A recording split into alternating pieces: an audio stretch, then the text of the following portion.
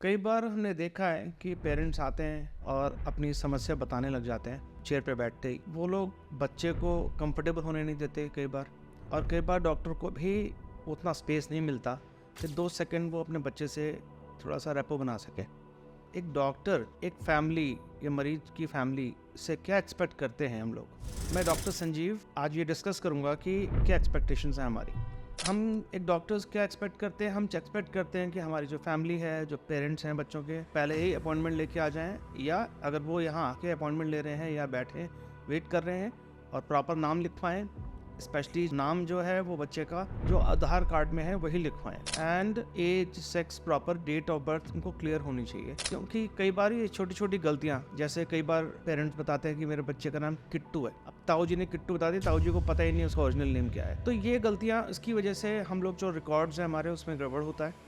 फिर कभी certificate issue करना है या कोई दिक्कत है तो फिर हम लोग प्रॉपर उसको हम चेंज नहीं कर सकते। तो मैं पेरेंट्स से यही कहता हूँ कि पहले बात तो नाम अपने बच्चों का ठीक से लिखवाएं, डेट ऑफ बर्थ पता होनी चाहिए उनको, सो दैट हमें एज का और नाम का क्लियर कट पता होना चाहिए। और फिर वो वेट करें। जब तक वो लोग वेट कर रहे होते हैं, मेरी चाहत है कि वो हमारे नोटिस बोर्ड्स में कुछ ना कुछ लिखा हुआ होता है, कुछ पॉइंट्स लिखे होते हैं, पेपर कटिंग्स लगाई होती है हमने, कुछ बातें लिखी होती है, आप लोग उसको पढ़ें। कम से कम उस टाइम को वेस्ट ना करें, और नहीं तो कम से कम वैक्सीनेशन के बारे में ही जाने। वहाँ लीफलेट्स पड़े होते हैं उनको पढ़ें। आप फोन चला के अपना टाइम वेस्ट ना करें। और जब डॉक्टर के पास आते हैं तो हमको 10 सेकंड, 15 सेकंड, 20 सेकंड कुछ देर बच्चे से बात करने दें।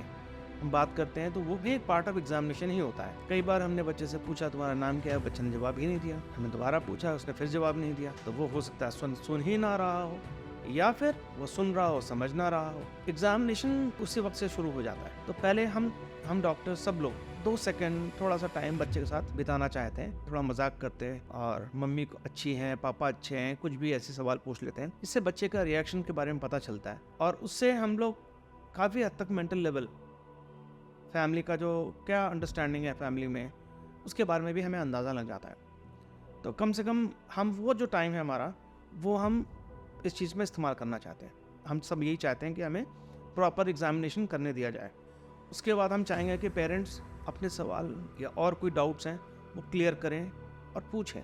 जब आपने इतना कुछ कर लिया, आपने एक रेपो बना ली डॉक्टर के साथ, इतनी देर में समझ में भी आ गया, उसके बाद आपने अगर मोटा मोटी डिसाइड कर लिया होता है कि मुझे इस डॉक्टर के ऊपर ट्रस्ट करना है, तो अगर आपने डॉक्टर पे ट्रस्ट कर लिया है तो फिर उनकी बात माननी है। अक्सर टेबल पे जो हम समझा देते हैं पेरेंट्स को, चाहे दवाई लेके या कुछ भी लेके, घर पे जाके वो बोलते हैं नहीं मुझे नहीं लगा कि ये देना चाहिए उसने दिया नहीं, या मुझे लगा कि मेरे बच्चे को एक ही दिन में आराम आ गया है और मैंने दवाई बंद कर दी। इस तरह कभी कभी ये बहुत बड़ी ब्लंडर्स होते हैं, गलतियां करते हैं पेरेंट्स, जो नहीं होना चाहिए।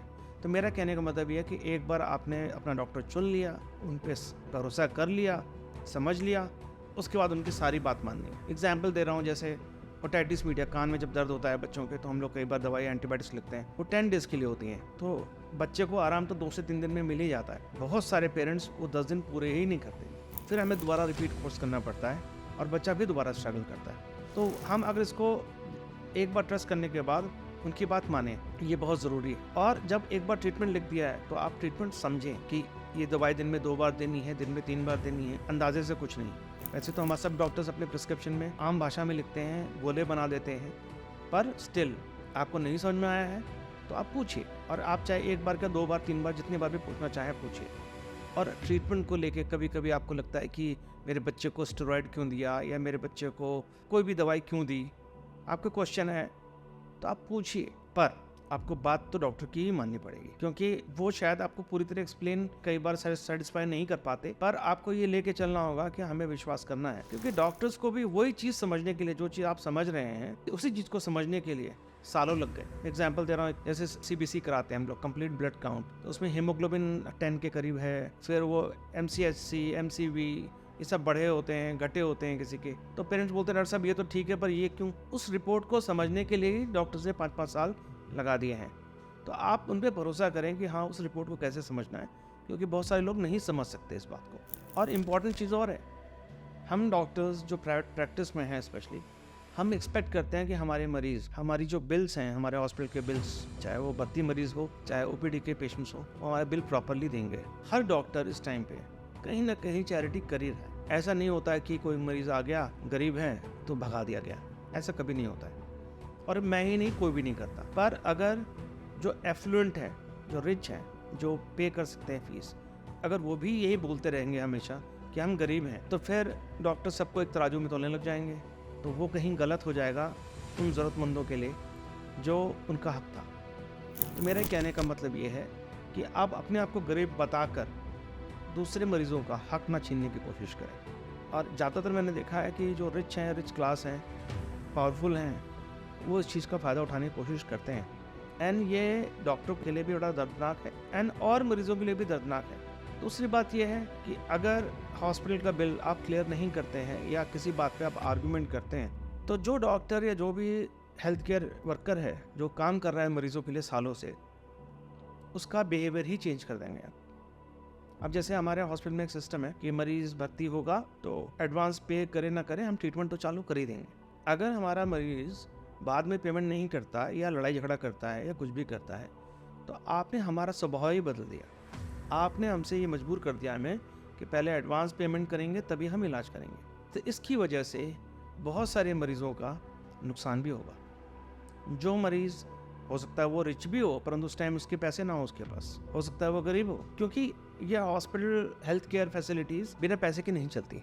जैसे गवर्नमेंट हॉस्पिटल में भी जहाँ एक टाइम पे 150-200 मरीज़ देखे जाते हैं एक दिन में, वहाँ पर भी एक मरीज़ के ऊपर 175 रुपये पर विजिट हॉस्पिटल खर्च करता है, जब उन्होंने डॉक्टर्स की फ़ीस और इंफ्रास्ट्रक्चर की कॉस्ट नहीं लगाई। यहाँ तो आपको डॉक्टर की फ़ीस भी देनी है, इंफ्रास्ट्रक्चर की कीमत भी देनी है, क्योंकि हम हॉस्पिटल्स को किसी तरह की कोई रिबेट नहीं। एक चीज़ और है जो इम्पॉर्टेंट है कि हम लोग फॉलोअप के लिए बोलते हैं। आउट ऑफ 100 पेशेंट्स 2-4 मरीज़ को बोलेंगे कि आप ठीक है 5वें दिन आके दिखा जाना, 10 दिन बाद आके दिखा जाना। कोई ऐसी बीमारियाँ होती हैं जो हम कहते हैं कि साहब 1 महीने बाद दिखा देना, 2 महीने बाद दिखा देना। जैसे नेफ्रोटिक सिंड्रोम है, एक बीमारी होती है किडनी की, इसमें हम कहते हैं 2 महीने बाद आना, हम दवाई चेंज करेंगे। हम ये एक्सपेक्ट करते हैं कि आप 2 महीने बाद ज़रूर आएंगे, जिससे कि हम उस समय पर उस बच्चे का ट्रीटमेंट जो चेंज करना चाहें वो हम कर सकें। कई बार पेरेंट्स क्या गलती करते हैं, वो करते हैं या तो दवाई चलाते रहेंगे, अब उसको हाई डोज ऑफ स्टेरॉइड चल रही है, वो चलती रहेगी, बच्चे का नुकसान होता रहेगा, या फिर वो दवाई बंद ही कर देंगे क्योंकि डॉक्टर ने बोला था 2 महीने, वो आगे फॉलोअप पे नहीं आए। जो आगे हम लो डोज रेजिम चलानी थी हम नहीं चला पाए। इसी तरह बहुत सारी चीज़ें हैं जो मुझे लगता है कि अगर किसी डॉक्टर ने आपको फॉलोअप के लिए बुलाया है तो आप ज़रूर जाएं। और जब भी हम टेबल से उठते हैं, डॉक्टर के टेबल से जाना चाहते हैं, उस टाइम पहली बात तो सारे डाउट्स क्लियर करें। और अक्सर डॉक्टर्स क्या हमेशा ही बताते हैं कि सपोज मान लो किसी बच्चे को डायरिया है, तो हम बताते हैं कि साहब आपके बच्चे को अगर पेशाब कम आ रहा होगा या खेल नहीं रहा है, सुस्त हो गया है, पॉटी में ब्लड आ रहा है, कुछ भी हो रहा है, आप इन हालातों में दोबारा वापस आ जाना मेरे पास।